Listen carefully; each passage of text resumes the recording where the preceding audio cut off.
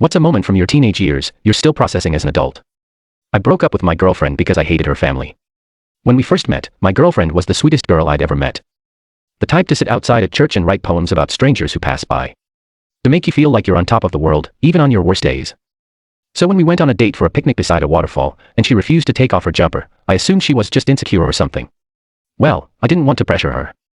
So I just reminded her that whatever she did was her decision, and she was beautiful, no matter what. After doing this, I put my arm around her and her face contorted like she was cringing or something. But it wasn't in a disgusted way. More like, I'm in pain sort of way. I pulled back and asked if I had accidentally pulled her hair to hurt her, and she shook her head. No, it's not you. She then looked down at the ground while her mouth was half opened. Like there was still more she wanted to say. I just looked at her with the most loving eyes I possibly could. And put my hand on her lower back as if to say, I'm not going anywhere. This made her smile, and that's when she finally showed me her arms. It was the most disgusting thing I'd ever seen. Her skin was covered in cuts and injuries, all at the hands of her parents. A rage boiled my blood. I simply couldn't fathom that someone had been hurting my baby girl. So once the shock wore off, I asked if she wanted to sleep over at mine. We were in junior year, so my mom was still iffy about her coming to my bedroom.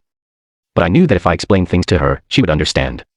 Luckily Sarah agreed, and when we got there, she explained everything. She said it so clearly, and I remember being super proud of her. Immediately, my mom lunged it for a hug, and insisted that she could stay as long as she needed. And I guess my mom noticed how surprised I was, and her willingness to host. And that's when she sat down at the table and did a long, drawn-out sigh. Turns out her own parents had been extremely abusive too. During all those years where my mom felt helpless and alone. She always wished she had an adult figure who understood, who'd keep secrets for her. And now she was happy to be that person for Sarah. Over the next few days, it became very clear that Sarah was going to stay for a lot longer than a few days. My mom had given her the guest bedroom, and even bought her lavender bedsheets, or favorite color, and a new wardrobe of clothes.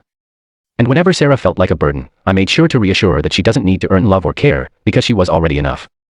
Every time she heard that, it made her blush really hard and hugged me super tight, and I'd fall in love with her all over again.